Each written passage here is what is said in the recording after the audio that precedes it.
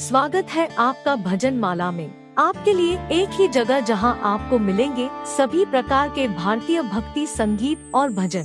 तो अगर आप अपने आध्यात्मिक सफर को संगीत के माध्यम से ऊंचाइयों तक पहुंचाना चाहते हैं, तो हमारे चैनल को सब्सक्राइब करें और भजन माला समुदाय में शामिल हो जाएं। वही मेरे श्याम है, वही मेरे श्याम है।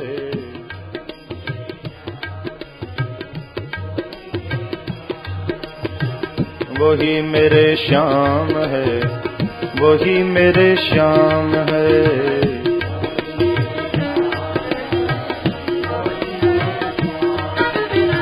नैना कजराले हैं, बाल घुंघर वाले हैं।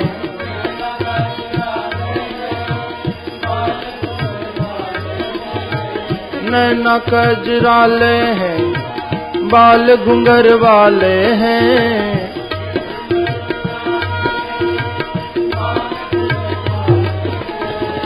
बोल प्यारे प्यारे हैं, वही मेरे श्याम है।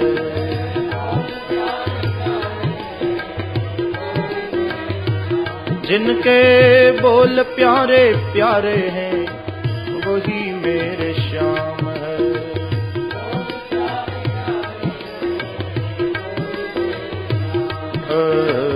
वही मेरे श्याम है, वही मेरे श्याम है।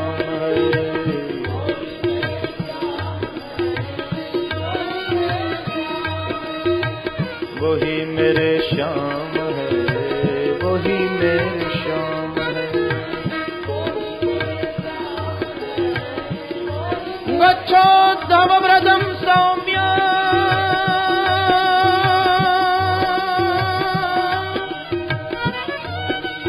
पित्रोर्नौ प्रीतिमावह।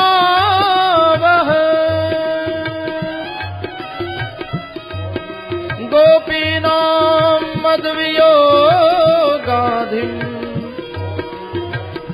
मत्सन्देशैर्विमोचय।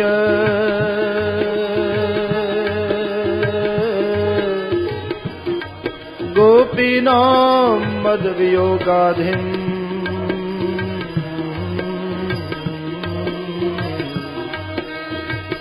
मत्सन्देशैर्विमोचय।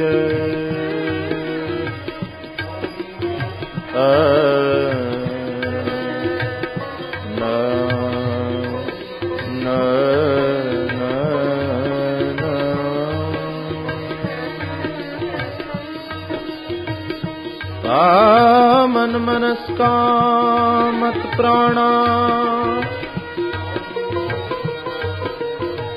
मदर्थे त्यक्त दैहिकाः।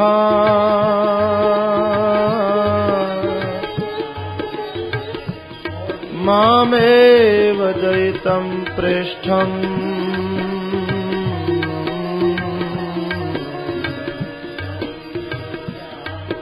आत्मानं मनसा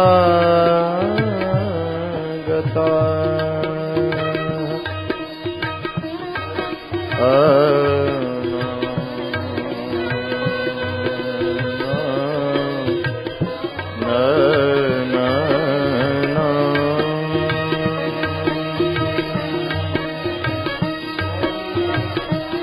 जाओ उद्धव मेरा संदेश लेकर, गोपियों के प्राण मुझ ही में हैं।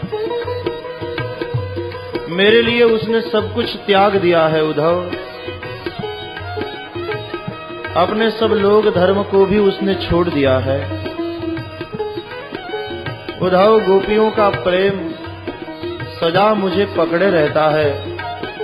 मित्र तुम जाओ, मेरे वियोग उदधि में डूब रही उस गोपांगनाओं को मेरा संदेश देकर उसे बचाओ। वही रथ भेजा, वही रथ लेकर उद्धव जी को भेजा, जिस रथ में कृष्ण और दाव गोकुल से मथुरा। अपना पीताम्बर दिया, कहा ये पीताम्बर पहनकर जाना। उद्धव जी आए हैं रथ लेकर, ज्ञान का अभिमान लेकर गोकुल।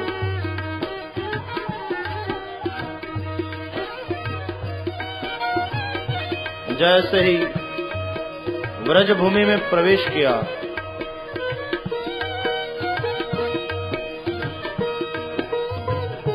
वहां के सुंदर वातावरण ने उद्धव के दिल को हर लिया। नदी यमुना की धारा में श्री कृष्ण का ही गान था। चिड़ियों की चहक में, पपीहों के पीहू में, मयूर की केका में कृष्ण थे। भ्रमर के गुंजन में गोविंद का ही गान था।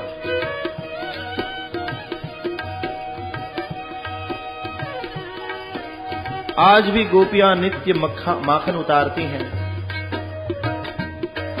राह देखती हैं, अभी कन्हैया आएंगे, छींके में रख देती हूं, लूटने आएंगे, चोरी करने आएंगे।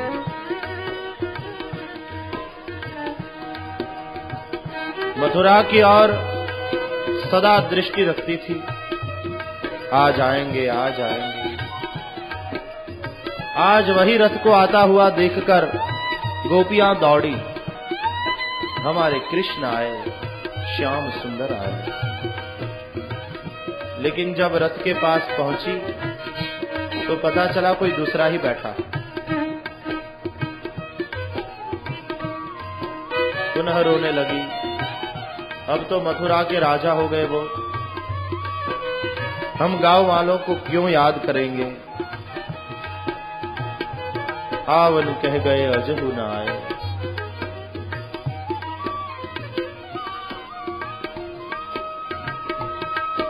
उद्धव जी ने पूछा, जय श्री कृष्ण, बाबा नंद का घर कहाँ है? हम नंदालय जाना चाहते हैं। आंख में अश्रु है। बोली व्रजांगना, मथुरावासी, अब क्या लेने आए हो हमसे? एक आया था, कृष्ण को ले गया, हमको दरिद्र करके चला गया। अब तुम क्या लेने आए हो? अब हमारे पास कुछ नहीं है तुम मथुरा वालों को देने के लिए। अब तो यहां नंदालय का रास्ता कोई नहीं पूछता। तुम जाना चाहते हो नंद जी के घर? देखो ये जो प्रवाह रहा है ना, उद्धव जी ने देखा प्रवाह रहा था और रास्ता भीगा हुआ था। हाँ, बस यही भीगे हुए रास्ते पर, भीगे रास्ते पर तुम्हारा रथ चलाओ, पहुंचोगे नंदालय। बात समझ में नहीं आई उद्धव की। पूछा मतलब? मतलब और कुछ नहीं मथुरावासी, यह मार्ग कोई जल से भीग नहीं गया, ये कोई जल का प्रवाह नहीं। और कृष्ण वियोग में रोती हुई हमारी मां यशोदा के आंसुओं की ये नदी।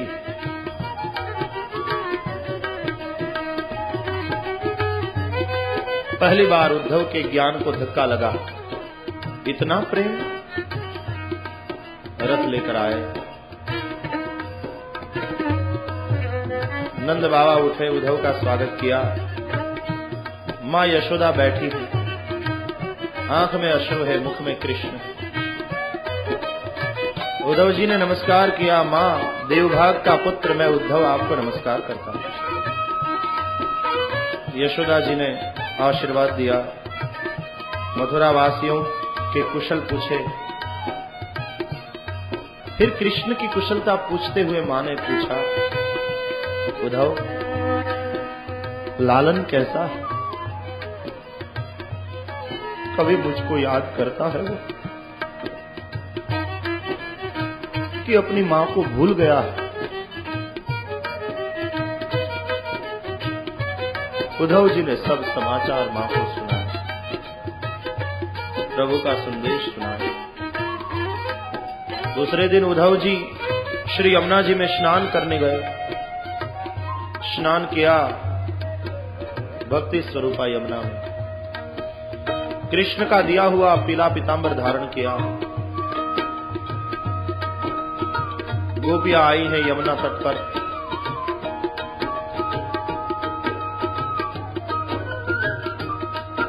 गोपियों को उनका संदेश देना था।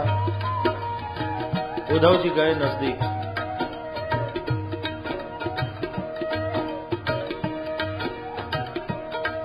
घर पहुंचे उद्धव जिस जगह था गोपियों का मंडल, वहां थी शांत पृथ्वी, वायु धीमी, व्योम था निर्मल।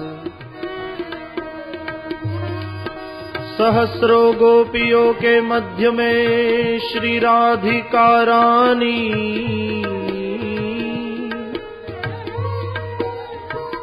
सभी के मुंह से रह रह कर निकलती थी यही बानी, निकलती थी यही बानी। वही मेरे श्याम है, वही मेरे श्याम है,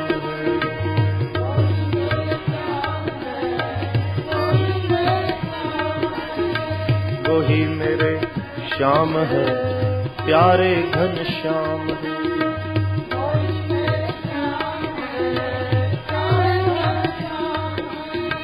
नैना कजराले हैं, बाल घुंघर वाले हैं,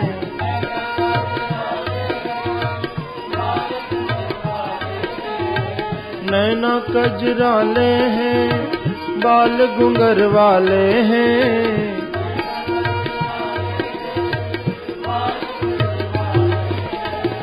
बोल प्यारे प्यारे हैं, वही मेरे श्याम है।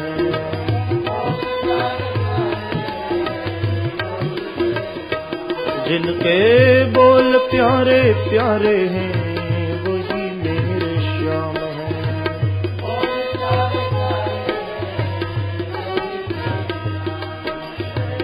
वही मेरे श्याम है, वही मेरे श्याम है।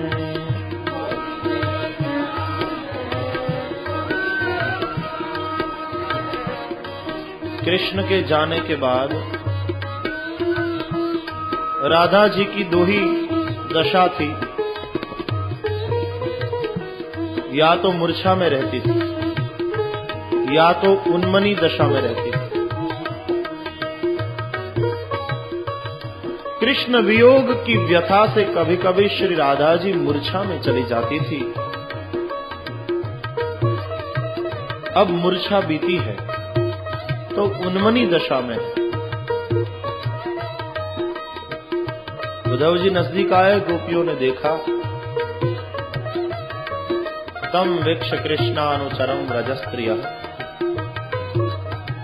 सोचा अरे ये तो हमारे कृष्ण जैसा ही है, श्याम वर्ण, कमल लोचन, आजान बाहो, पीतांबर, कान में कुंडल, कस्याच्युत वेशभूषण। कौन है ये? कृष्ण जैसा। एक गोपी ने बताया मथुरा से आया, मेहमान है नंद जी के घर। सुना है उनका भेजा हुआ दूध है। दूसरी ने कहा कि हाँ अब तो दूध भेज देंगे, खुद थोड़ी आएंगे, क्योंकि अब तो बहुत बड़े हो गए हैं ना, मथुरा के राजा हो गए। उसी वक्त गोपियों के पास एक भंवरा आया गुनगुन करता।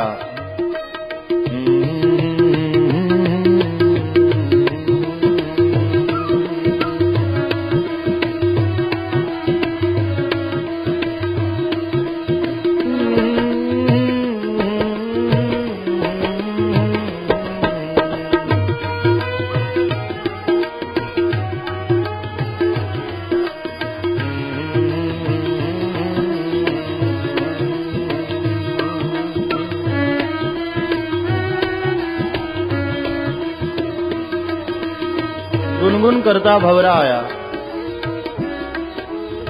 उसको प्रिय का भेजा हुआ दूत मानते हुए गोपियों ने गीत गाया, उसका नाम है भ्रमर गीत। गोप्यौचुः मधुपकितव बंधो मां स्पृशांग्रिं सपत्न्याः कुच विलुलितमाला कुङ्कुमश्मश्रुभिर्नः वहतु मधुपतिस्तन्मानिनीनां प्रसादं यदु सदसि विडम्ब्यं यस्य दूतस्त्वमीन्द्र।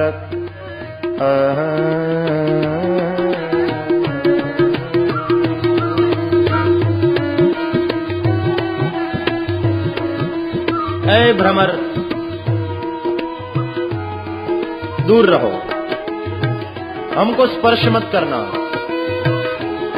क्योंकि मथुरा में जो हमारी सौतन है उनके गले में पहनी हुई फूल माला पर तुम बैठकर आए हो, इसलिए पराग लग गई है उसकी रज तुम्हारे पग पर। अब यदि हमको स्पर्श करोगे, रज हम पर पड़ेगी तो हमसे सहन नहीं होगा।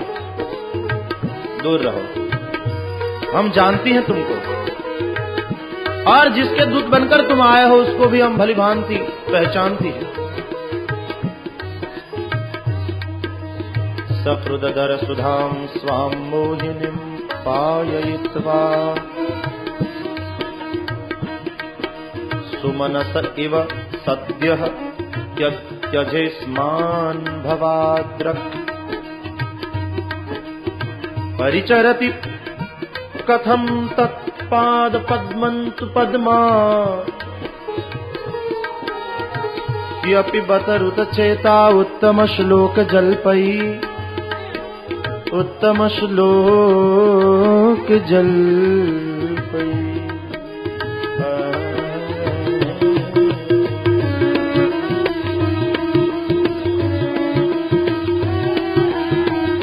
तू काला है, तेरा मालिक भी काला है। तू बड़ा मीठा मीठा गुनगुन करता है, वो भी तो बहुत मीठा बोलता था, इसलिए तो हम फंसी उसकी बानी सुनकर।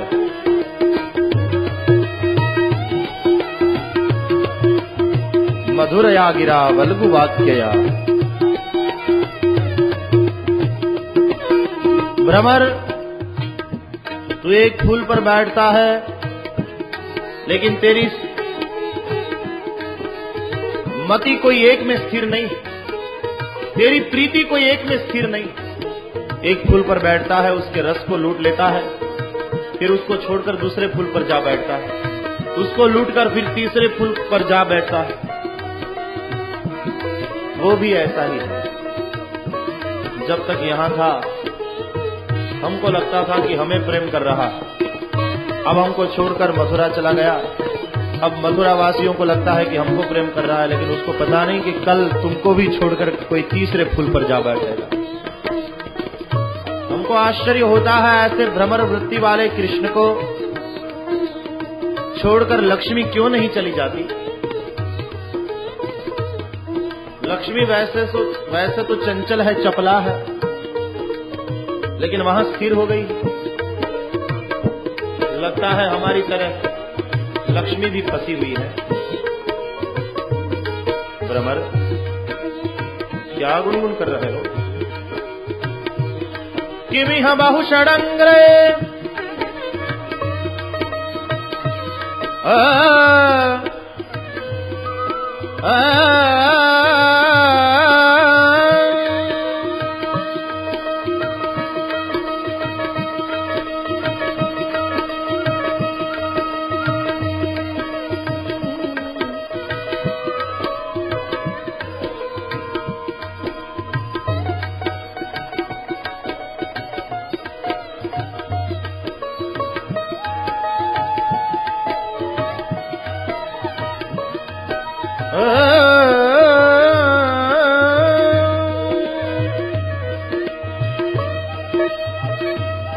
किमिह बहुषडंग्रे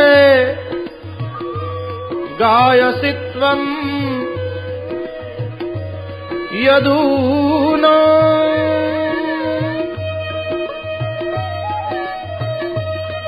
किमिह बहुषडंग्रे गायसि त्वं यदूना मधिपतिमगृहाणामग्रतो नः पुराणम्।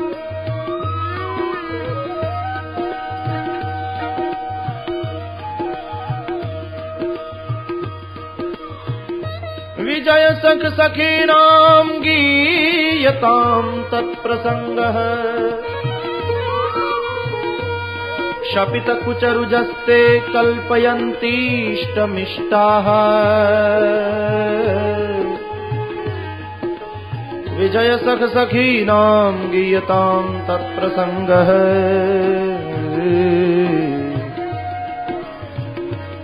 शपित कुचरुजस्ते कल्पयन्तीष्टमिष्टाः।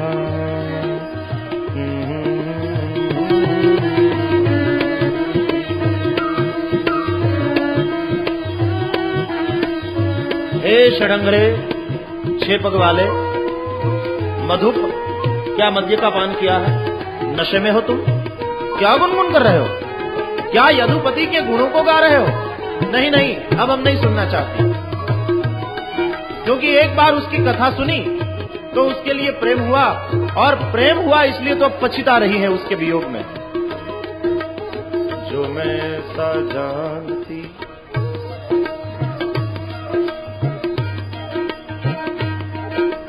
जो मैं सा जानती प्रीत किए दुख होई। जो मैं सा जानती नगर ढिंढोरा पीटती प्रीतन करियो कोई।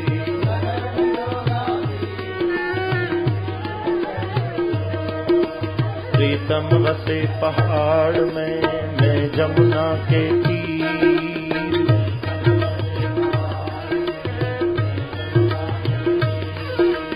अब तो मिलना कठिन है मेरे पांव पड़ी जंजीर।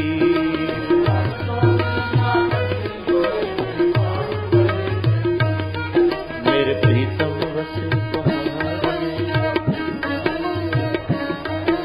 नहीं सुनना चाहती अब उसकी कथा, और उसकी कथा में है भी क्या? बेचारे बाली ने उसका कुछ नहीं बिगाड़ा था। वृक्ष के पीछे छुप कर उसको मारा शिकारी की तरह। ऐसे ही तो सब कथा है उसकी। किसका भला होता है सुनकर, और ये कथावाचक फिर गाते ही रहते हैं। लगता है कथावाचकों को भी उसने रिश्वत दे रखी कि मेरे गुणानुवाद किया करो ताकि लोगों को मुझ में प्रीति हो जाए। कथावाचकों ने पूछा कि तुम हमको क्या दोगे बदले में, तो उन्होंने घूस दे दिया, हम तुम्हें मुक्ति दे देंगे। मुक्ति की घूस दे दी है उसने, इसलिए ये सब भी गाते ही रहते हैं। कथा में है क्या? कपट ही तो कपट भरा पड़ा है। नहीं सुनना चाहती हम उसकी कथा। चले जाओ, चले जाओ यहां से, मत सताओ अब हमको।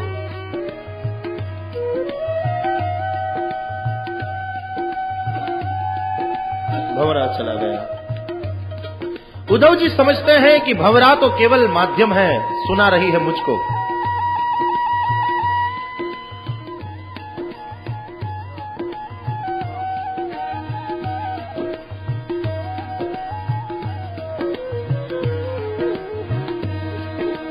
यदि वे सुनना ही नहीं चाहती तो फिर मुझे भी क्या आवश्यकता है सुनाने की। उद्धव जी चले गए। थोड़े दूर गए तो विचार आया, कन्हैया मुझे पूछेंगे मेरा संदेश दिया तो क्या जवाब देंगे। डाकिया डाक डाल दे, यही उसका कर्तव्य है। फिर वो पढ़े या न पढ़े उसकी मर्जी। मैं तो संदेशवाहक हूं, डाकिया बनकर आया हूं, मैं संदेश सुना ही दूं। आए नजदीक उद्धव पुनः, तब वो भंवरा भी पुनः गुनगुन करता हुआ नजदीक आया।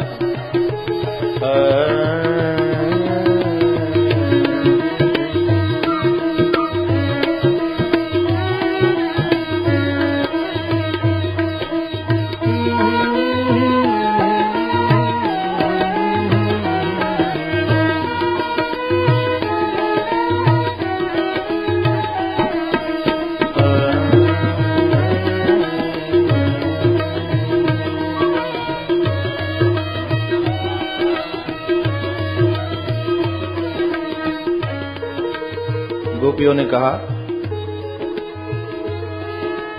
बेशर्म कहीं के, हमने निकाल दिया फिर भी पुनः आया। उद्धव जी वहीं स्थिर हो गए।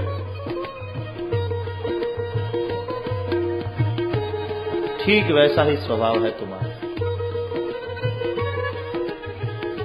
वो भी बहुत जब हमें सताता था तो हम रूठ जाया करती थी, धक्का मार करके उसे घर से बाहर कर देती थी, तो पीछे वाली खिड़की से आ जाता था घर में। बहुत नखरे दिखाता था। नंदलाल पुनः हमको मना लेता था। अब तो बिसरी बातें याद आती है, मन रोता है। छोड़कर चला गया हमें।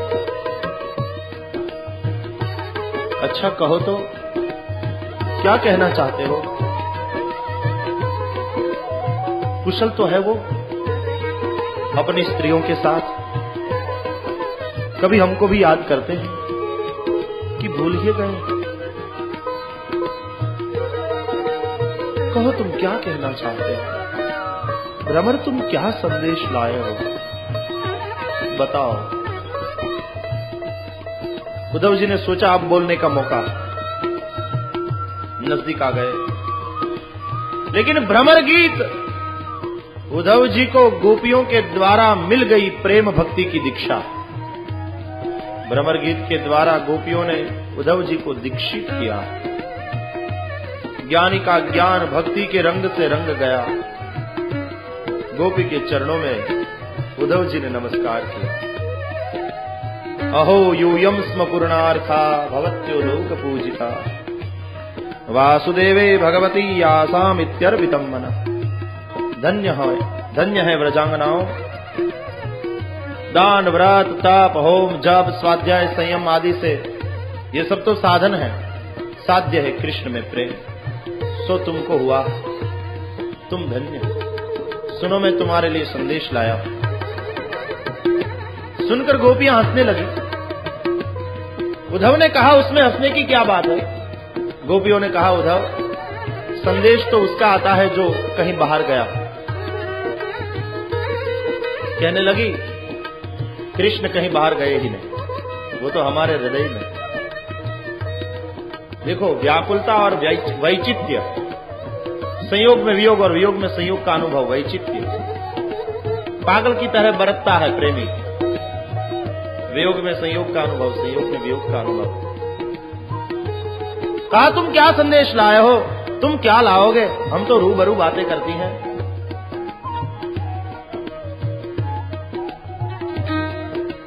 हमारे हृदय में ही मेरे प्रीतम को पतियां लिखूं जो वह वह परदेश।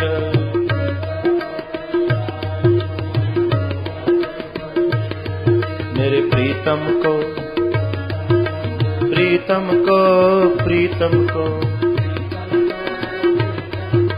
प्रीतम को मेरे प्रीतम को प्रीतम को पतियां लिखूं जो वह वह परदेश।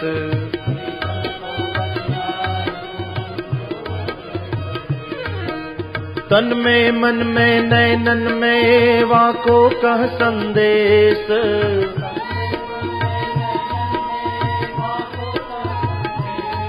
जो तन में मन में नैनन में वाको कह संदेश।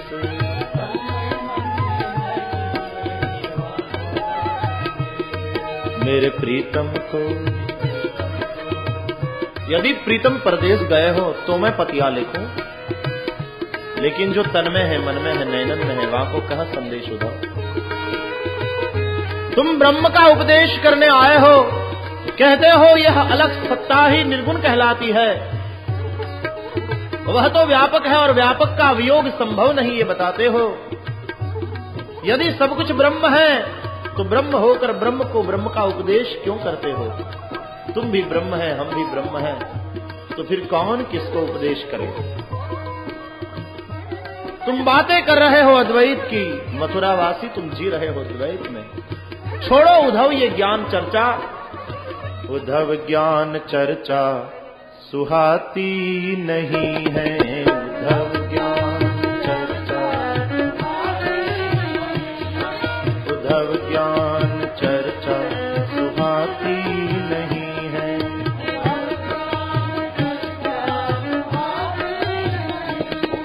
बिना कृष्ण दर्शन के शांति नहीं है,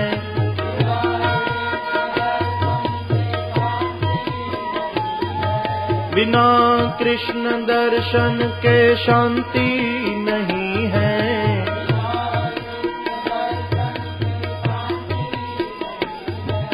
उद्धव ज्ञान चर्चा सुहाती नहीं है।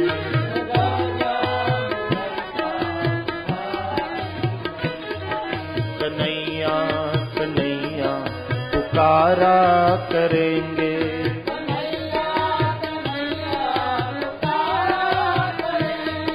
लताओं में ब्रज की गुजारा करेंगे।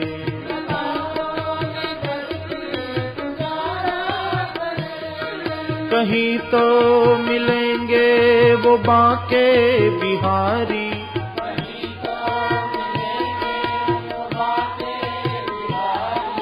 उन्हीं के चरण चित लगाया करेंगे।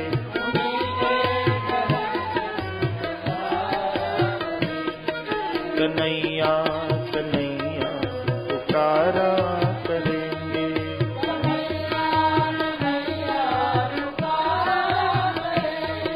कन्हैया कन्हैया पुकारा करेंगे। लताओं में ब्रज की गुजारा करेंगे, कहीं तो मिलेंगे वो बांके बिहारी, उन्हीं के चरण चित लगाया करेंगे। कन्हैया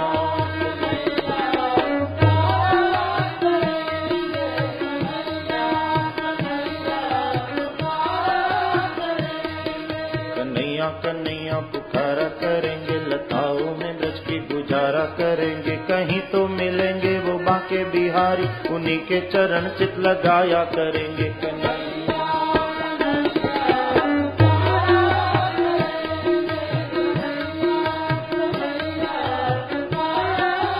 कन्हैया कन्हैया पुकारा करेंगे,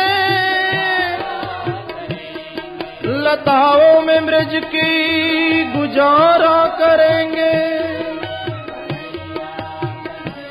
कहीं तो मिलेंगे वो बांके बिहारी, उन्हीं के चरण चित लगाया करेंगे। कहीं तो मिलेंगे वो बांके बिहारी, उन्हीं के चरण चित लगाया करेंगे।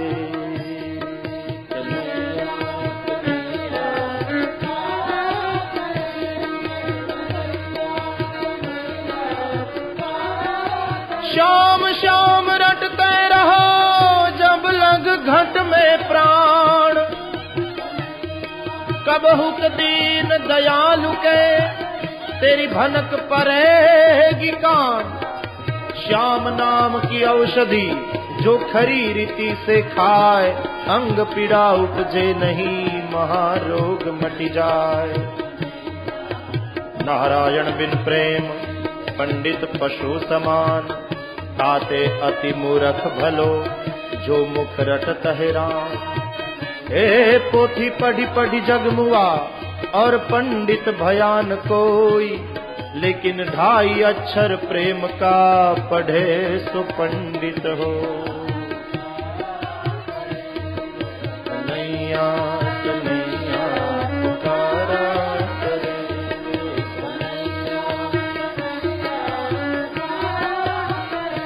आलोक्य सर्वशास्त्राणि विचार्य च पुनः पुनः, एकमेव सुनिष्पन्नम् हरिनामैव केवलम्। एकमेव सुनिष्पन्नम् हरिनामैव केवलम्। कन्हैया कन्हैया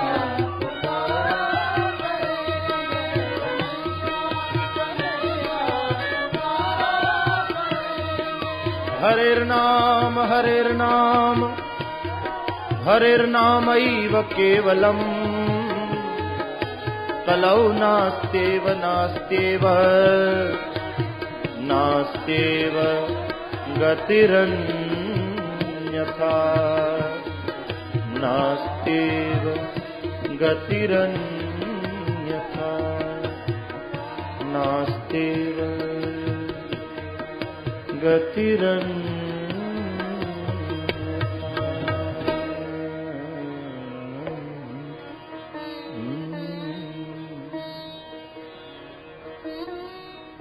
उद्धव गए थे ज्ञान देने, लेकिन लेकर आए प्रेम भक्ति को।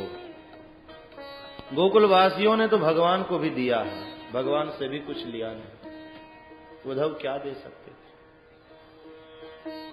उद्धव जी मथुरा जाने को तैयार हुए। मां यशोदा ने माखन मिश्री बनाकर दिया उद्धव को। लो उद्धव,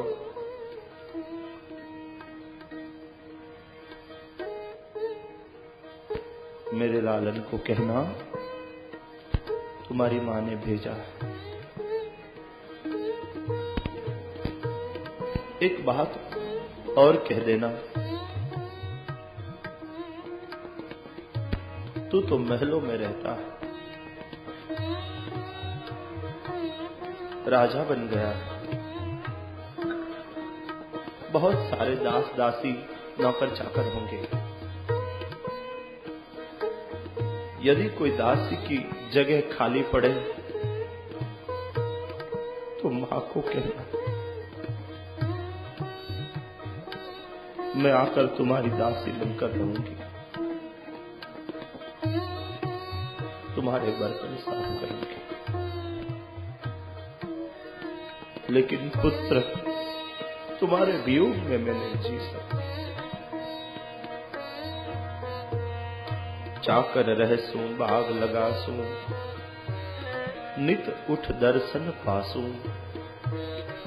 वृंदावन की कुंज गलिन में गोविंद लीला गासूं। श्याम मने चाकर राखो जी, गिरधारी लला चाकर राखो जी।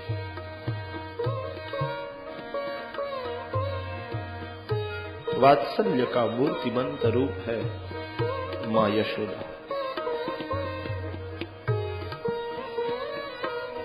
ब्रजवासियों के प्रेम का वर्णन क्या करें।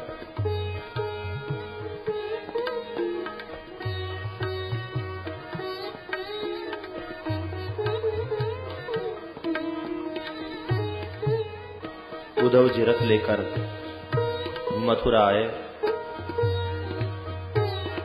रथ के आते ही कृष्ण दौड़े, उद्धव का हाथ पकड़ करके पूछा, कहो उद्धव, कैसी है मां, बाबा कैसे, सब गोपियां कैसी?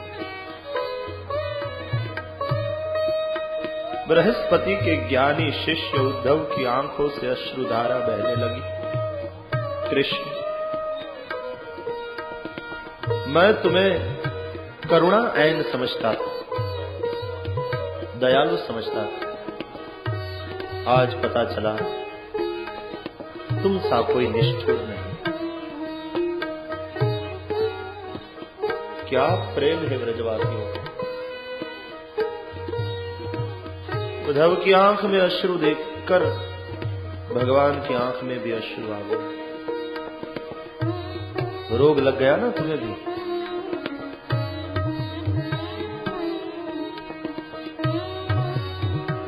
उद्धव, जिसको मैं भी कुछ नहीं दे पाया, तुम क्या दोगे? ब्रजवासियों के ऋण से छूटना मुश्किल है उद्धव।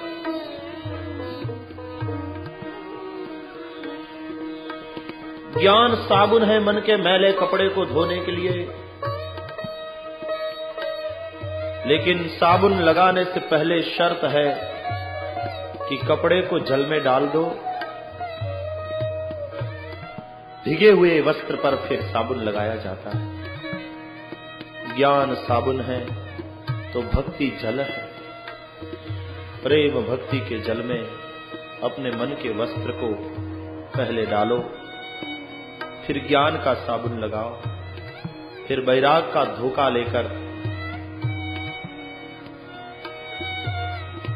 फटकारो उस पर। मन का वस्त्र साफ हो जाएगा। मन निर्मल है तो परमात्मा दूर नहीं। ज्ञान भक्ति वैराग्य तीनों में कोई गौण नहीं, तीनों मुख्य है।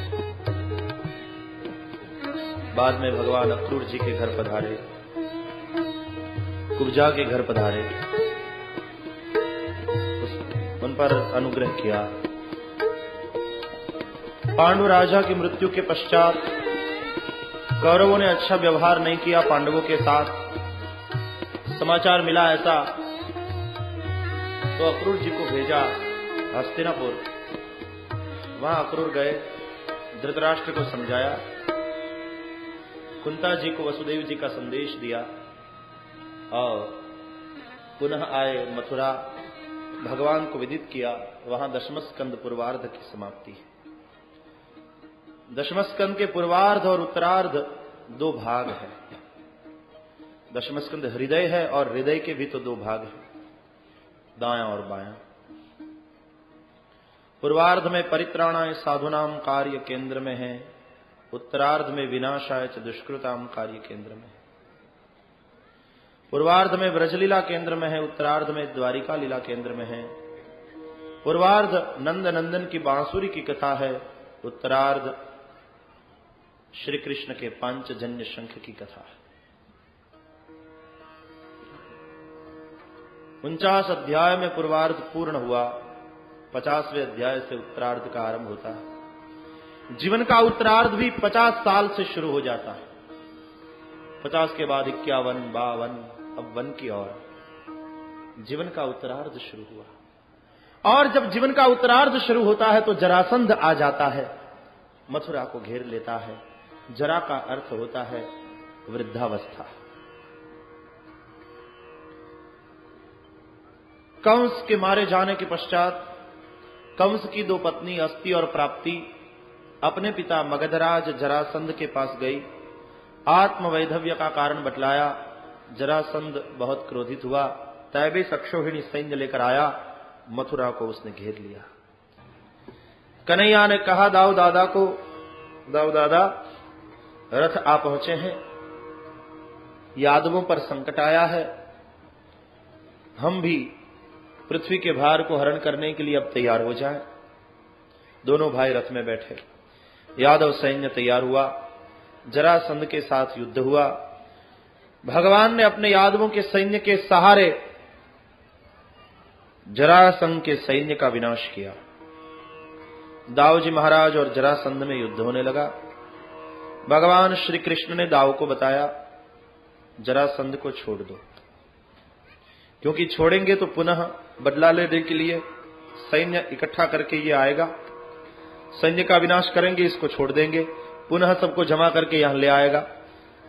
हमें तो पृथ्वी का भार हरना है ना, हम दुष्टों को कहां ढूंढने जाएंगे? यही सबको ढूंढ करके जमा करके यहां लाता रहेगा, हम उसको मारते रहेंगे, बिना कमीशन का एजेंट बनेगा ये हमारा। कृष्ण की नीति देखो। ऐसा ही हुआ। दाऊ जी ने जरासंध को छोड़ दिया। बदला लेने के लिए बार बार आता रहा भगवान, उसके सैन्य का विनाश करते रहे। 17 बार आया, 17 बार पराजित हुआ और गया।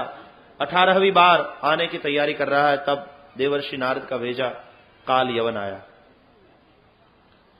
जरा और काल दोनों एक साथ आ जाए तब बचना संभव नहीं। अब स्थलांतर किया मथुरा से द्वारिका में। अब स्थानांतरण करना पड़ेगा। जरा और काल मृत्यु दोनों एक साथ आ टपके। भगवान की आज्ञा से विश्वकर्मा ने भारत के पश्चिम तट पर एक द्वीप था, समुद्र के बीच में, वहां एक नगर बनाया। सोने का किला है, बहुत से द्वार है, द्वारवती। भगवान ने अपनी योग माया से सब यादवों को मथुरा से उठाया और द्वारिका में रख दिया। जीव एक शरीर छोड़कर दूसरे शरीर में किस तरह से जाता है, कहां से जाता है, ये किसको पता है? श्रीमद् भागवत में यादव मथुरा छोड़कर द्वारका किस मार्ग से गए उसका वर्णन नहीं। बाद में भगवान श्री कृष्ण ने काल यवन को मुचुकुंद महाराज के द्वारा मरवाया। मुचुकुंद सूर्य वंश के राजा थे, देवताओं को युद्ध में सहायता की।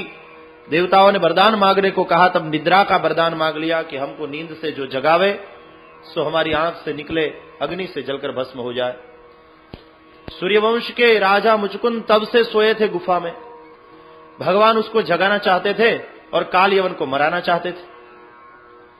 तो भगवान दौड़े, काल यवन उसके पीछे दौड़ा। कन्हैया भागते हुए पर्वत की गुफा में चले गए, काल यवन उसके पीछे पीछे गुफा में घुस गया। भगवान ने क्या किया कि अपना उत्तरीय निकालकर मुचुकुंद को उस पर ओढ़ा दिया। भगवान स्वयं छुप गए।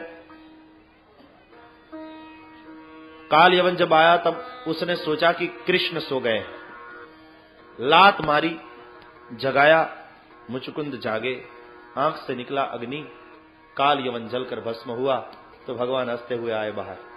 चलो एक साथ दोनों काम हो गया, ये मर गया और आप जाग गए। सूर्यवंशी राजा बहुत सोते रहे। देखो अब तो द्वापर युग आ गया है।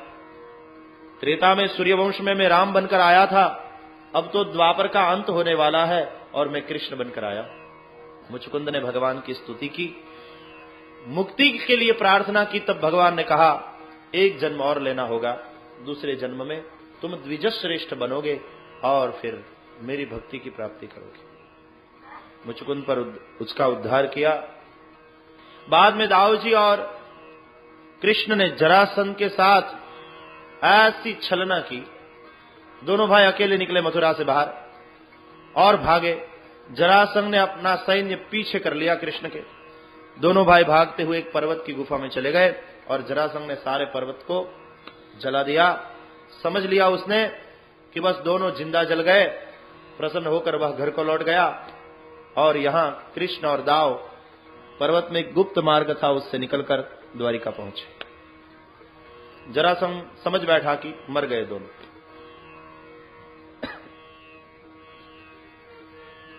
द्वारिका में आए। अब दाऊजी महाराज का विवाह रैवत राजा की पुत्री रेवती के साथ हुआ।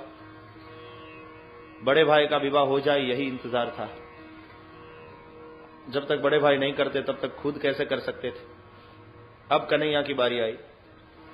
पहला विवाह भीष्मक राजा की पुत्री रुक्मिणी के साथ हुआ।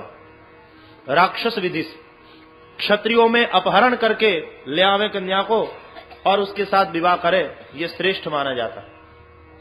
भगवान ने अपहरण किया रुक्मिणी का, लेकिन अपना शौर्य बताने के लिए ही नहीं। पहले रुक्मिणी का पत्र आया, पहले कन्या का मन भी तो जानना चाहिए। रुक्मिणी का पत्र आया जब, तब भगवान ने उसका हरण किया। विदर्भ देश के राजा भीष्मक को रुक्मग्रज, रुक्मरथ, रुक्मबाहु, रुक्मकेश, रुक्ममाली 5 पुत्र थे। रुक्मिणी नाम की एक कन्या थी। जब उसके विवाह की तैयारी करने लगे पिताजी, तब रुक्मिणी ने कह दिया, मुझे विवाह नहीं करना। क्यों बेटी, ऐसा कैसे हो सकता है? तुम्हारा मन यदि किसी में लगा हो तो मुझे बता दो, यदि योग्य है तो हम तुम्हारा विवाह वहीं कराएंगे। रुक्मिणी ने कह दिया, हमारा मन लग गया है द्वारिका वाले श्री कृष्ण में। तब भीष्मक ने बताया, यह तो बहुत अच्छी बात है, तुम्हारा विवाह वहीं करवाएंगे। लेकिन तब रुक्मिणी का भाई रुक्मिया वहां आया। उसने कह दिया, पिताजी आप चिंता न करें, बहन का विवाह तो मैंने अपने मित्र शिशुपाल के साथ नक्की कर दिया। रुक्मिणी तो बहुत घबराई, नाराज हुई, अपने भाई से कहा, मुझे पूछा भी नहीं।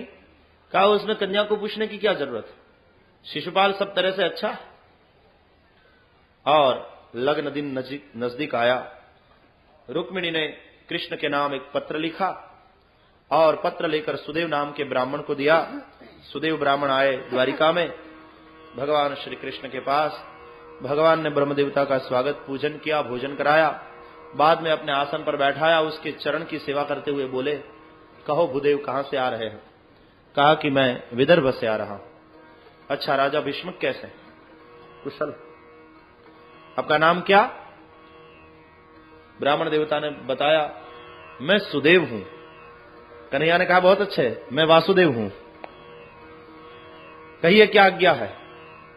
सुदेव ब्राह्मण ने एक चिट्ठी निकाली, कन्हैया को देते हुए कहा, भीष्मक पुत्री राजकुमारी रुक्मिणी ने आपके नाम चिट्ठी भेजी, लीजिए पढ़िए। कृष्ण ने कहा, आप ही पढ़ सुनाइए। कैसी चिट्ठी होगी, नहीं तो दूसरों को दे सकते हैं हम पढ़ने के लिए, ये तो प्राइवेट मैटर है, सीक्रेट बात। लेकिन इस तरह से लिखा होगा। अब समय कम है और चिट्ठी बड़ी सुंदर है। रुक्मिणी का पत्र हकीकत में पढ़ने जैसा है, लेकिन समय बहुत कम है, क्या करें, आप ही कहो। पढ़ सुनाओ, पढ़ना है कि जाने दो? पढ़ सुनाओ। वाह वाह, दूसरे के लेटर पढ़ने में तो हम बहुत, यही आदत है हमारी, इसका दर्शन हुआ देखो। दूसरे के सीक्रेट लेटर नहीं पढ़ने चाहिए, बड़े शौक से कह रहे हो पढ़ सुनाओ। लो, रुक्मिणी का लेटर कृष्ण के नाम सीक्रेट लेटर है, और आप फिर भी यदि आप कहते हैं तो पढ़ सुनाओ।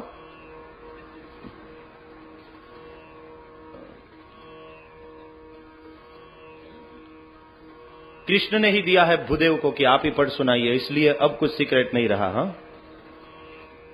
सुना ही देते। 7 श्लोक में पत्र लिखा।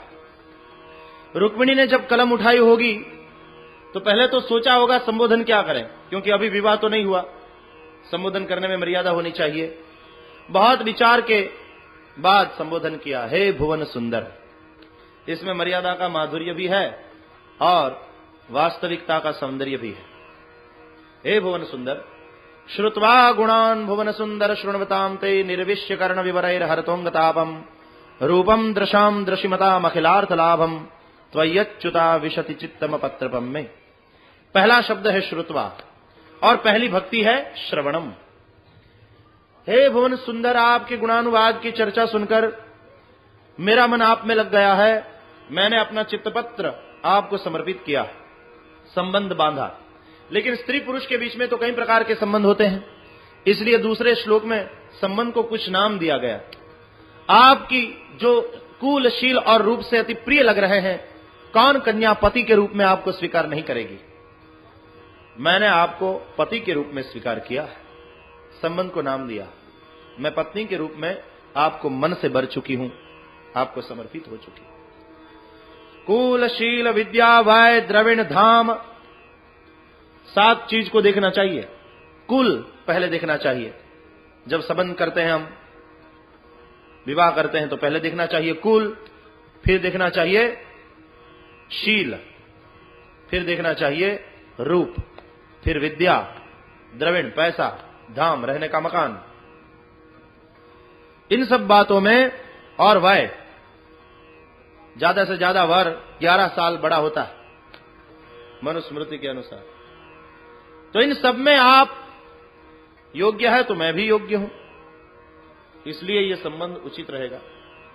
लेकिन तीसरे श्लोक में कहा कि ये तो एक पक्षी बात हुई, मैंने तो आपको पति के रूप में स्वीकार किया है, लेकिन यदि आप मेरा पत्नी के रूप में स्वीकार करना चाहते हैं, यदि हां, if your answer is positive, तो आपको यहां आना होगा, मेरा हरण करके ले जाना होगा, जैसे सिंह अपने भाग को ले जाता है।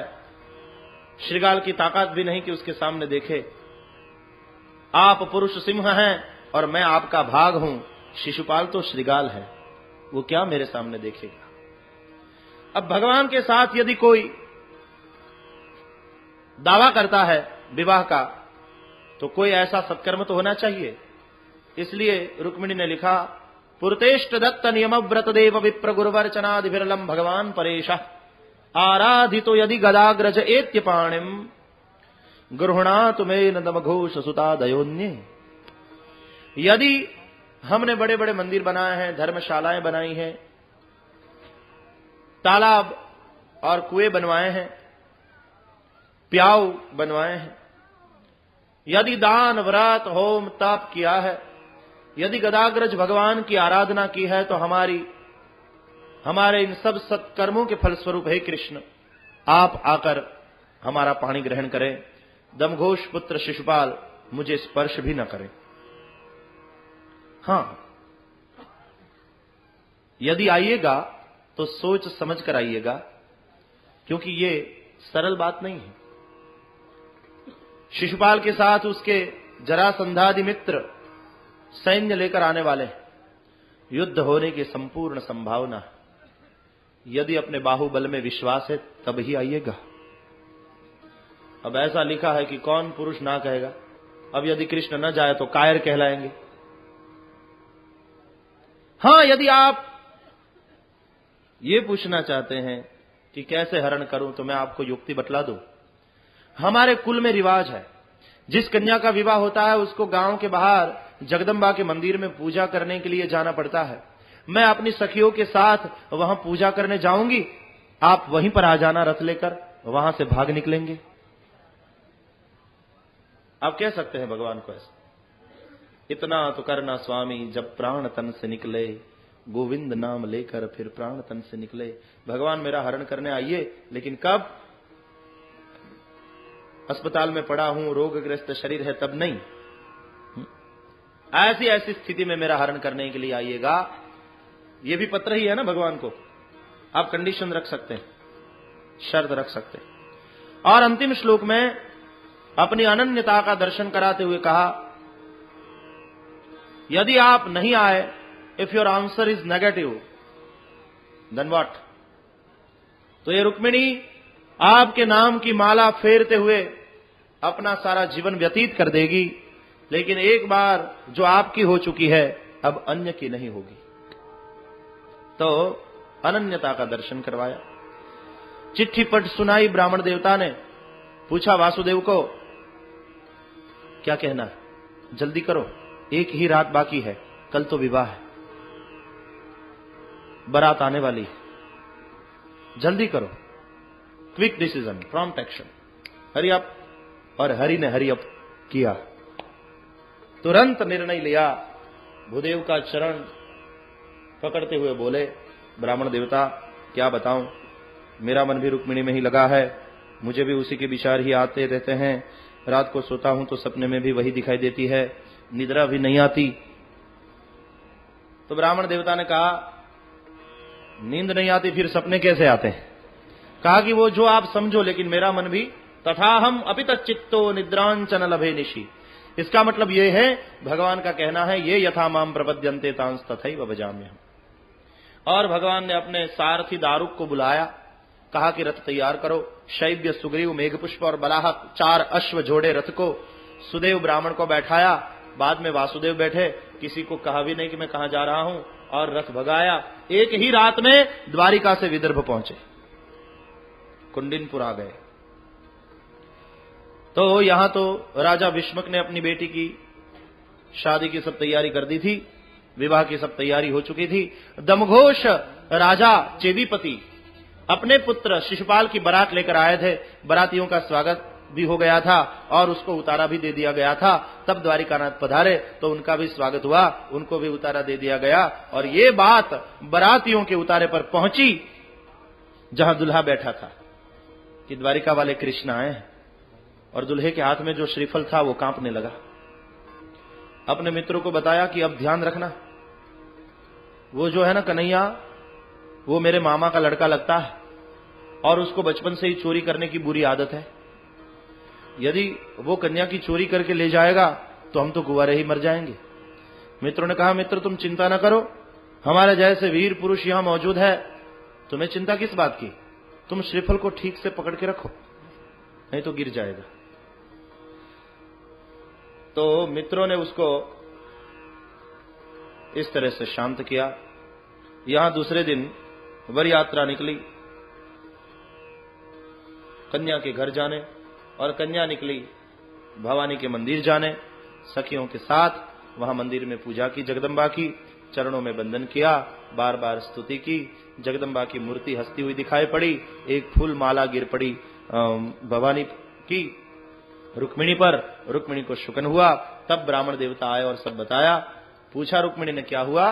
कहा कि क्या हुआ क्या बेटी, ले आया हूं द्वारिका नाथ को, तैयार रहना, अभी आएंगे। बहुत प्रसन्न हुई मां रुक्मिणी, चरणों में बंधन किया और आशीर्वाद दिया। ब्राह्मण देवता ने वहां से विदा हुए और यहां वर यात्रा चली कन्या के घर की ओर।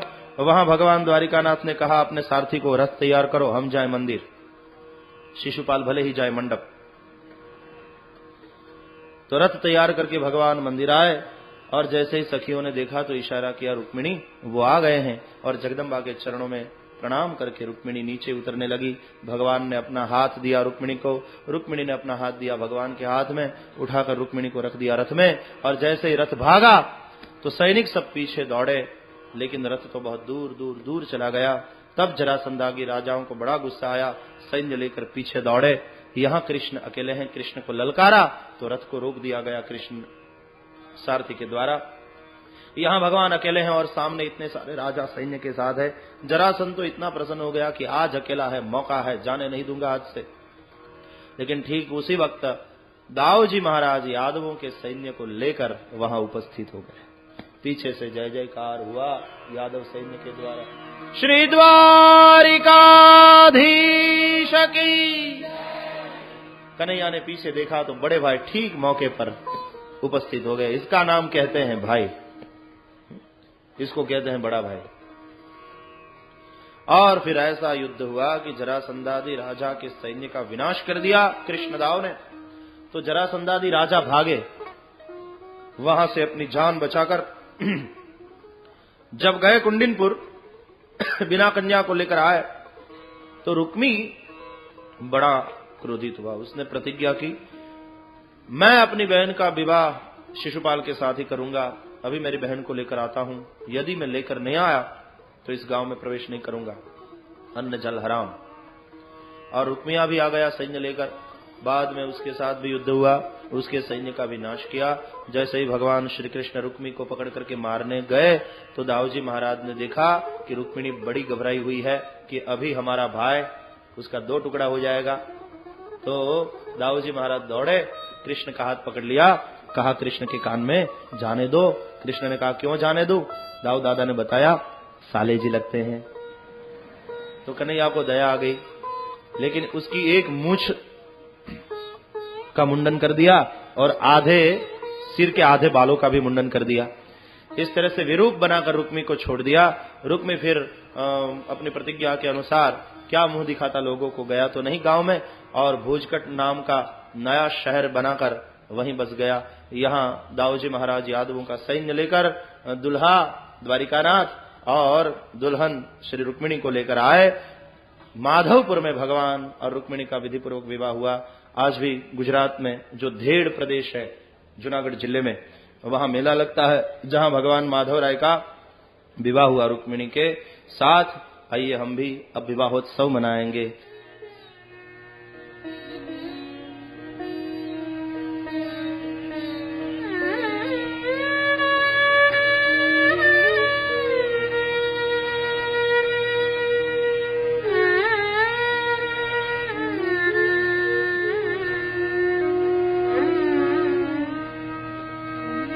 श्री शुक उवाच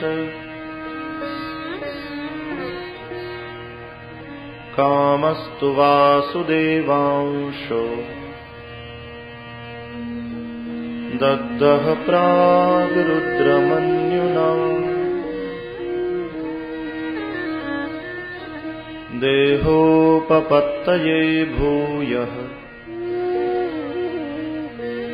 तमेव प्रत्यपद्यत।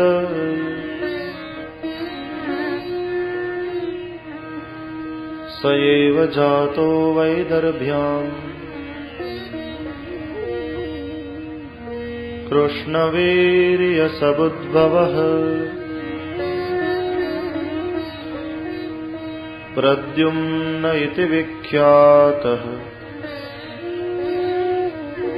सर्वतो नवमः पितुः।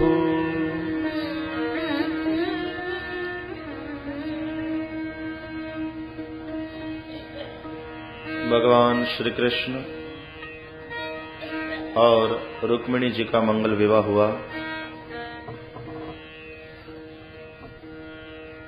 श्री रुक्मिणी लक्ष्मी स्वरूपा है।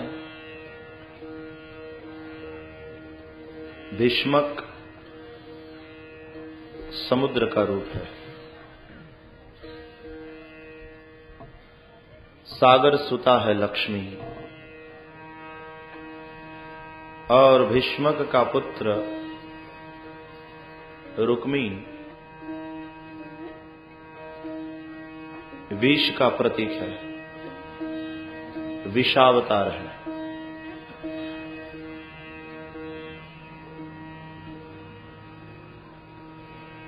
लक्ष्मी विष्णु पत्नी है।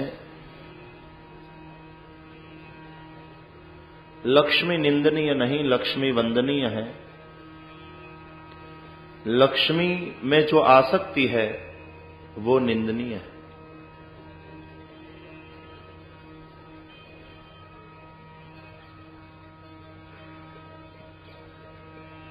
लक्ष्मी को भजने वाले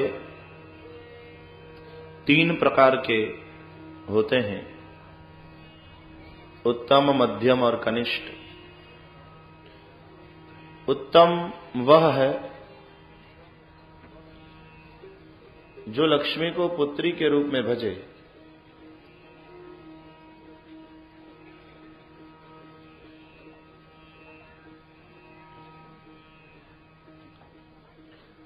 मध्यम वह है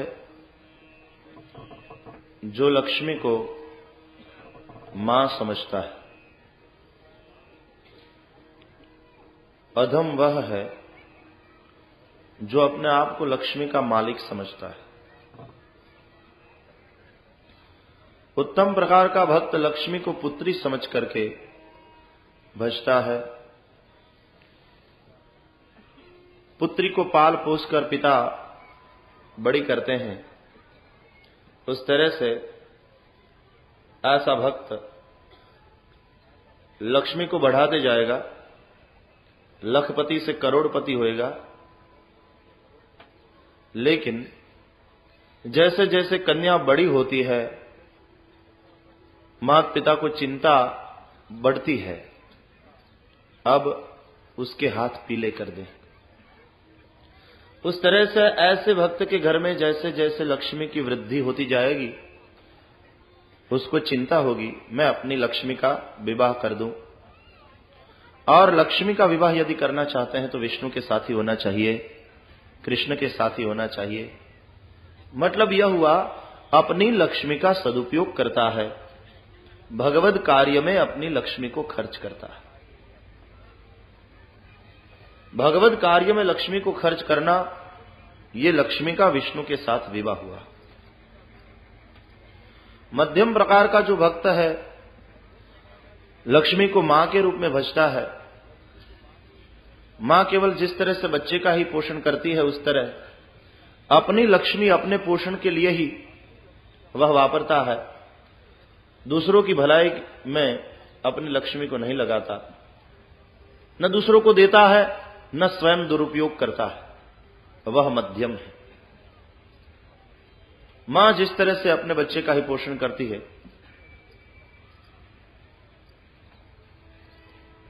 तो पहला जो भक्त है उसकी लक्ष्मी की गति होती है दान। दूसरे प्रकार का जो भक्त है उसकी गति है भोग, अपने पोषण के लिए ही लक्ष्मी का उपयोग करता है। अधम प्रकार जो है अपने आप को लक्ष्मी का मालिक समझता है, वहां लक्ष्मी रहती नहीं, वहां से चली जाती है। धन की तीसरी गति नाश।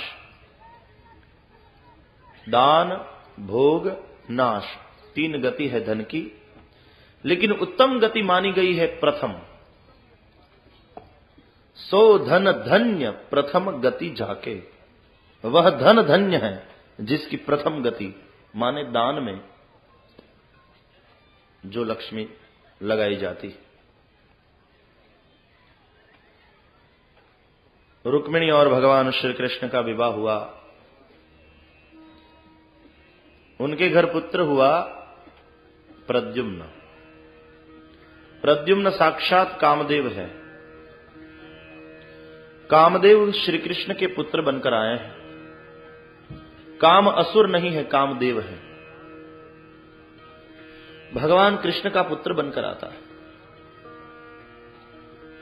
शिव जी के द्वारा कामदेव जलकर भस्म हो गया था। तब काम पत्नी रति रोती हुई आई थी शिव जी के शरण में। अपने सौभाग्य की जब भीख मांगी, भगवान शिव जी ने काम को पुनर्जीवित करते हुए कहा था, अब ते रति तब नाथ कर होई ही नाम अनंग, बिनु बपु व्यापी ही सब ही पुनि, सुनु निज मिलन प्रसंग। तुम्हारे पति को मैं पुनर्जीवित करता हूं। अब लोगों के मन में एक वृत्ति के रूप में रहेगा वह। तब रति ने कहा कि मेरे पति को आपने पुनर्जीवित किया, लेकिन संसार के लिए, मेरे लिए नहीं। हे आशुतोष, मुझे तो अपना पति सदैव प्राप्त होना चाहिए। तब भगवान शिव जी ने वरदान देते हुए रति को कहा था, जब जदुवंश कृष्ण अवतारा,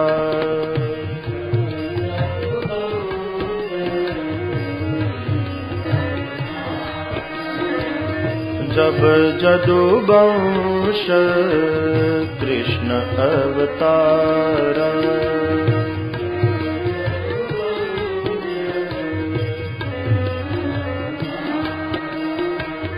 होई ही हरण महामहि भारा,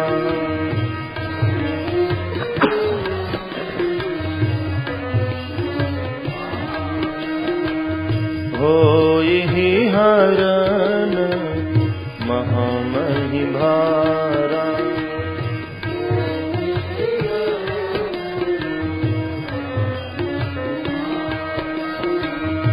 कृष्ण तनय पति होई तोरा,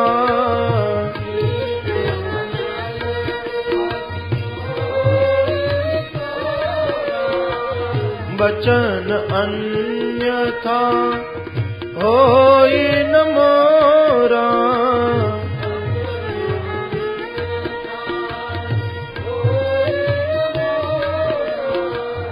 जब जदुवंश कृष्ण अवतारा,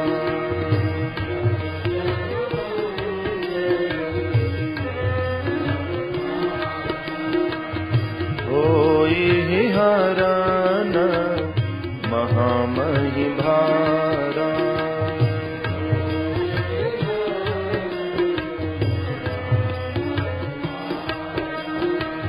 रति जब यदुवंश में भगवान श्री कृष्ण का अवतार होगा पृथ्वी के भार को हरने के लिए, तब श्री कृष्ण के पति के रूप में, श्री कृष्ण के पुत्र के रूप में तुम्हारा पति तुम्हें सदैव प्राप्त हो जाएगा। भगवान शिव जी के वरदान अनुसार कामदेव श्री कृष्ण के पुत्र बनकर आए। वही प्रद्युम्न महाराज। प्रद्युम्न महाराज के द्वारा शंबरासुर का नाश हुआ। बाद में 2 अध्याय में स्यमंतकोपाख्यान सुनाया। उसमें भगवान के 2 अन्य विवाह की कथा कही। सत्राजित यादव की पुत्री सत्यभामा के साथ भगवान का विवाह हुआ। जाम्बवान की पुत्री जाम्बवती के साथ भगवान का विवाह हुआ। द्वारिका में रहता था एक सत्राजित नाम का यादव। सूर्य का भक्त था वह। भगवान सूर्य नारायण ने कृपा करके उसे स्यमंतक मणि दिया था। स्यमंतक मणि हमेशा 8 भार सोना देता था। कहते हैं 8,400 तोला। सोना मिलता था हमेशा। भगवान श्री कृष्ण ने सोचा, यदि इतना सारा सोना समाज के उत्कर्ष के लिए खर्च किया जाए तो समाज का आर्थिक सांस्कृतिक विकास होगा, उत्थान होगा। ऐसा समझकर भगवान श्री कृष्ण ने राज्य के लिए मांगा स्यमंतक मणि सत्राजित के पास। सत्राजित ने देने से इनकार कर दिया। तो भगवान ने कोई जबरदस्ती नहीं की, तुम्हारी इच्छा की बात है। यदि समझकर देते हो तो तुम्हारी संपत्ति का सदुपयोग होगा समाज के कल्याण के लिए। सत्राजित ने इनकार कर दिया, भगवान चले गए। लेकिन एक दिन सत्राजित का भाई प्रसेन, उसका नाम, मणि को अपने गले में पहनकर आखेट के लिए गया, अश्वारूढ़ होकर वन में। वहां एक शेर ने उसको मार दिया अश्व के साथ। मणि कोई खाने की चीज होगी समझकर शेर मुंह में पकड़ करके ले जाने लगा, तो मार्ग में उसे एक रीछ मिल गया। रीछ के साथ शेर की लड़ाई हुई, रीछ ने शेर को मार दिया। ये रीछ कोई सामान्य नहीं था, जांबवान था। और जांबवान ने मणि ले लिया, अपनी पुत्री जांबवती को दे दिया। यहां प्रसेन आया नहीं और मणि भी गुम हो गया।